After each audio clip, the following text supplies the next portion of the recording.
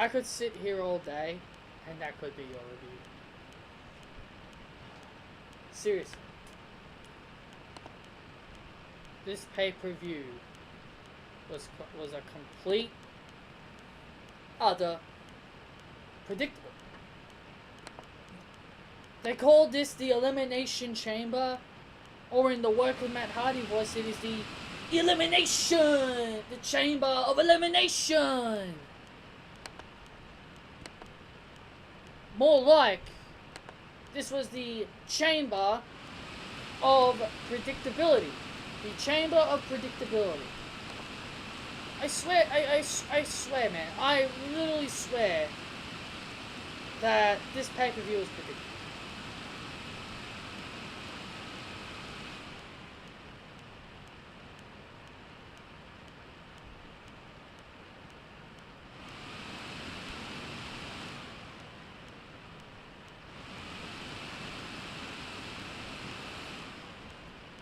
Honestly, I really got nothing to say.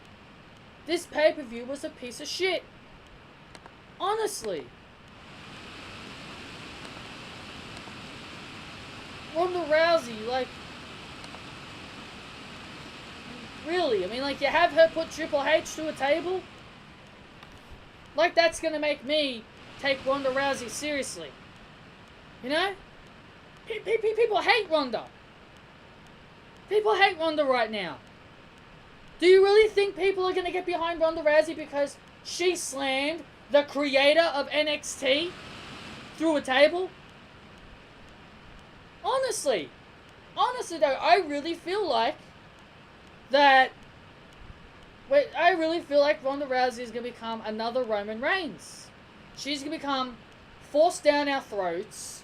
Nobody will want to see her.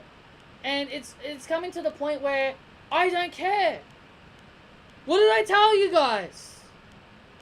What did I tell you guys in my video yesterday about Ronda Rousey? This type of shit I knew was gonna happen.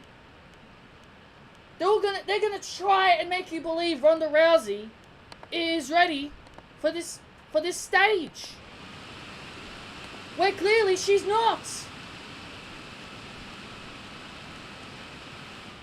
Unbelievable. It literally is. It's unbelievable. I don't understand how people are okay with Ronda Rousey's segment. I was talking to my friends. Right? I talked to two of my my best friends, two of the biggest best friends that I know. And I asked them what, and at least one of my other friends had at least my other friends had a good reason to like the Chambers, but this pay-per-view. But one of my friends, I asked one of my friends, I said, what was your highlight? What was your favorite thing about the pay-per-view? Well, actually, before I said that, he says to me that this pay-per-view was great. And I said, oh, okay. What was your favorite thing about the Chamber then? Then he says, Ronda Rousey. Wait. So you're telling me Ronda Rousey is the only reason why you like this show? So I could watch Fastlane, right? Like, let's say I'm watching Fastlane. Everybody hates Fastlane, which I'm pretty sure everybody will. But here's the thing. That's like me coming on here and saying Randy Orton beating Bobby Roode for the United States title is the only reason why I found this show good. That's like me saying that.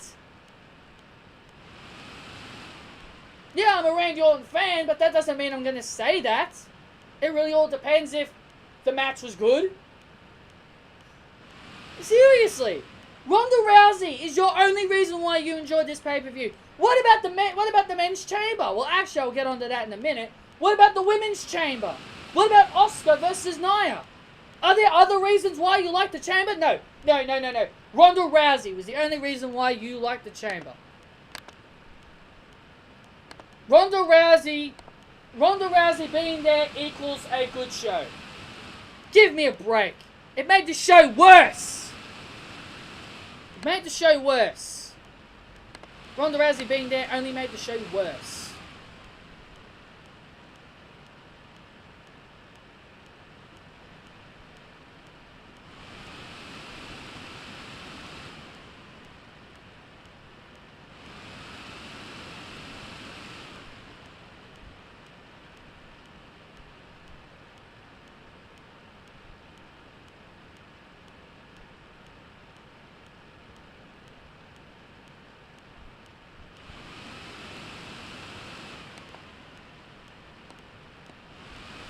Anyway, let's get on with the show. I'm disappointed. I really am. We had the pre-show match, Gallows and Anderson. I mean, really, they versed Bo Dallas and Curtis Axel. Did anybody really believe that Bo Dallas and Curtis Axel were going to win this match? Gallows and Anderson. Luke Gallows and Carl Anderson beat the Miz-Taraj. Then we had the first match, which is surprising. The Women's Elimination Chamber match starts off. A lot of people were predicting this to be the main event. Funny how it's so all of a sudden different. Like, everybody predicted the women's Royal Rumble to start, and the men's main event, Royal Rumble to main event. Then all of a sudden it's swapped. That the men's match started and the men's Rumble was in the middle, and the women's match was at the end. Now people predicted the Women's Chamber was going to end the pay-per-view. Now it starts. It's funny how people like to predict things and all of a sudden it's different. We had Bliss, Bayley, Rose, James, Banks, and Deville. So the first two that started were Sonya Deville and Bayley. Number 3 was Mandy Rose, and number 4 was Sasha Banks. Then Mandy Rose was the first eliminated. It was first eliminated by Sasha Banks. Man. Oh my god. You know, this is how you make new stars? Is this how we make new stars? Just completely get rid of them? I mean seriously, this chamber could have been great for Mandy Rose and Sonya Deville to really dominate. But it really didn't matter because Sonya Deville was the next person eliminated. Luther's press off the top rope. Eliminated by Mickie James. Then 30 seconds later, James is eliminated by Bayley with a Bayley to belly. Then it came down to Bliss, Banks, and Bayley.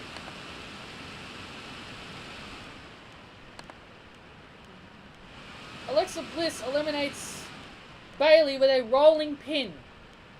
See, now this is why I hate roll-ups. I understand roll-ups are meant to surprise people. That's what these roll-ups are meant to do. Roll-ups are meant to be like a surprise attack, you know? Like, Jesus Christ. I mean, they did all these alliances for what? They did all these alliances for what? Like, Rose and Deville weren't even working as a team. Well, I saw the pictures. Yeah, they were working as a team. But why surround this whole pay-per-view as, oh, we'll put these two together, we'll put these two together, and we'll put these two together, but you don't even capitalize on any of that. You don't even capitalize on any of that. Absolution were already gone. Were the first two out. You hyped them up as the most built-up team. You built them up to make them look good for the chamber. Ultimately, they had them the first two eliminated. I like Mandy Rose and all, but God. Now you know why I defend these two. Now you know why I defend them. Because it's ridiculous. I don't care. I don't care if you people think they're green. I don't care if you people think they're not ready. You can't seriously sit there and say that this was the right thing. Whatever happened to building up new stars?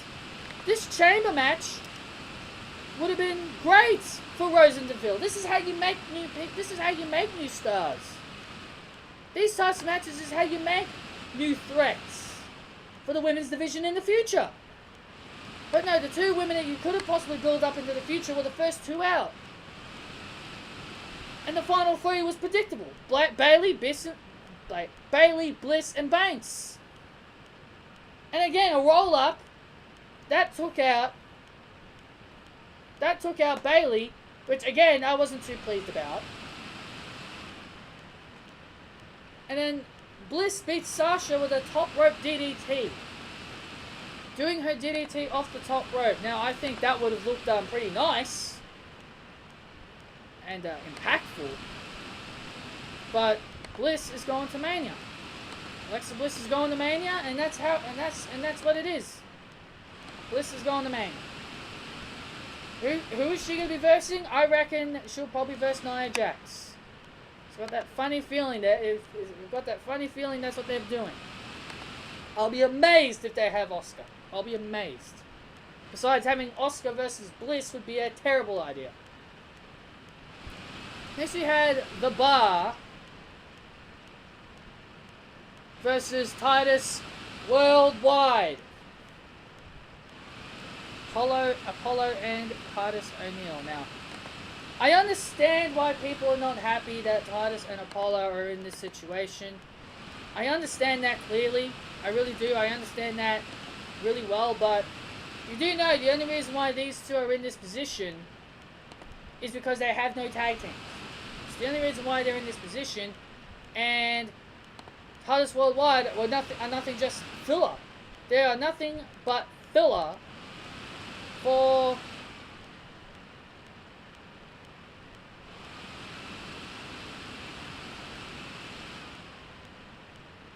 that's basically how it was. Like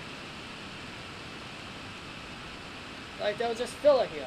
Like, that's what Titus Worldwide all was in this match. Like, they were just filler just for the bar. Like, they were just warm up. They were just a warm up for the bar, so then that way they could get ready to fight whoever they're going to fight at WrestleMania. Probably the Revival. Then we had Asuka versus Nia Jax. 8 minutes of boredom. Now, 8 minutes of boredom. Now, you know, they really tried hard to make Nia look like a threat here, and you know what, I'm going to tell you something about Nia. Like, WWE really don't know what to do with Nia. First, Nia's hairstyle was ridiculous when she was with Enzo. Looked like she had ice cream dripping down her hair. And then her hair looks like it hasn't been brushed for a few days. And now all of a sudden we see Nia Jax with normal human hair trying to look pretty. It's amazing. Asuka got the win here with the cross armbar.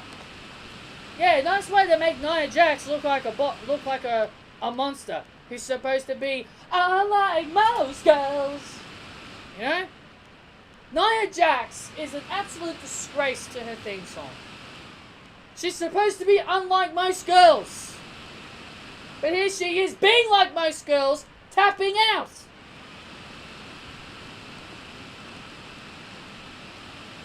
Asuka is unlike most girls. Seriously. The theme song is a disgrace.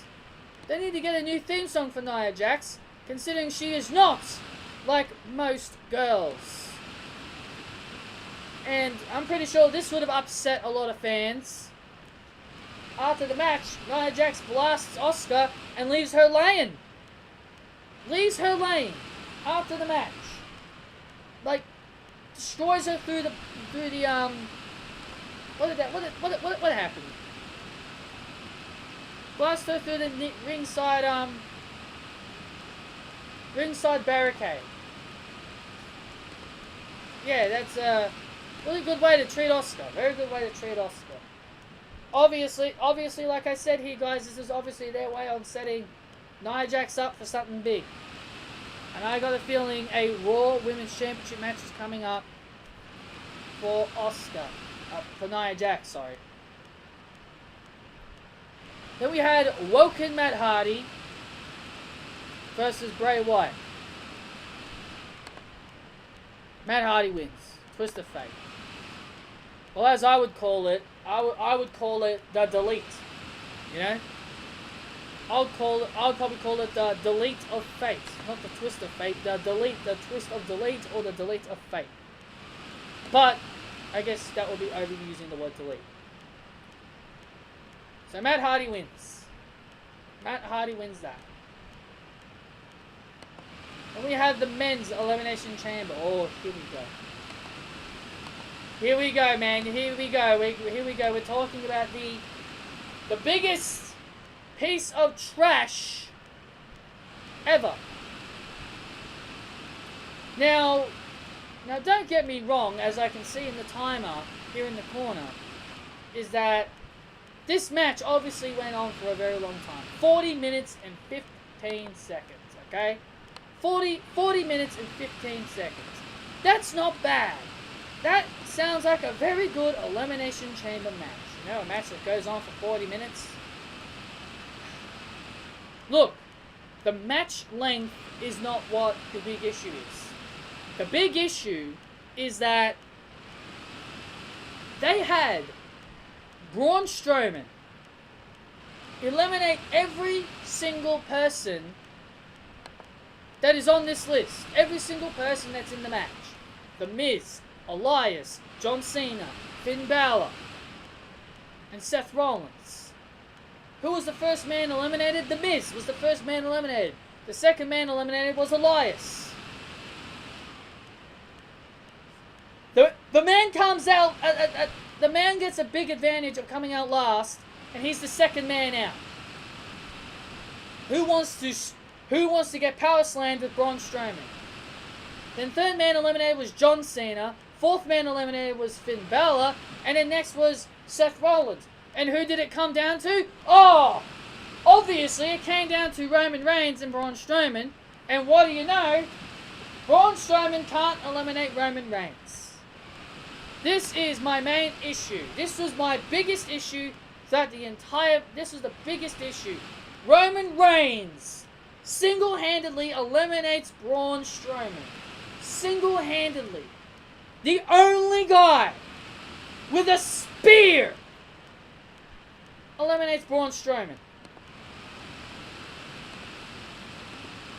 The Chamber of Predictability, man. All these matches were predictable.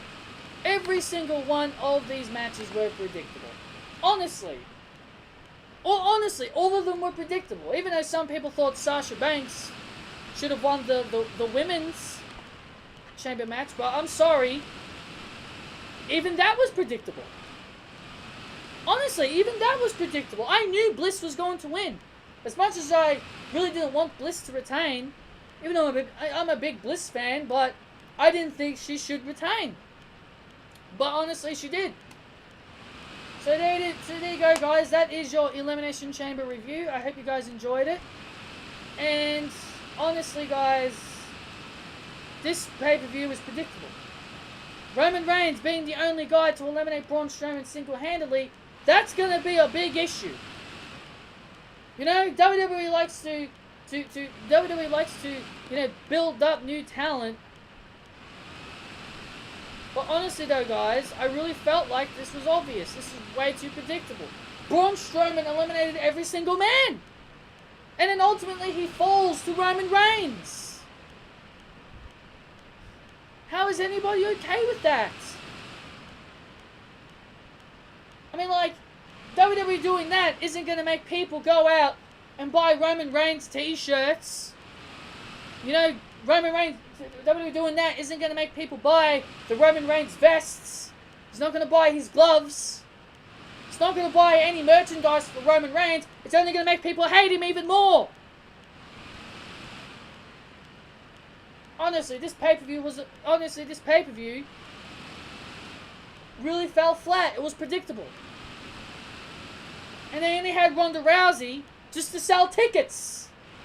That's all. They only had Ronda Rousey there to sell tickets. That doesn't mean Ronda Rousey being there doesn't make the show great. It doesn't make the show good. Ronda Rousey being there made it worse. Anyway, guys, thank you all for joining me for this review. I hope you all enjoyed it. Hit that thumbs up. Comment your thoughts down below on what you thought of the Elimination Chamber. And let me know how you felt about the bullshit of Braun Strowman eliminating every man, ultimately falling to Roman Reigns. Anyway, guys, thank you all for joining me. Hit the thumbs up. Like I said, comment down below your thoughts.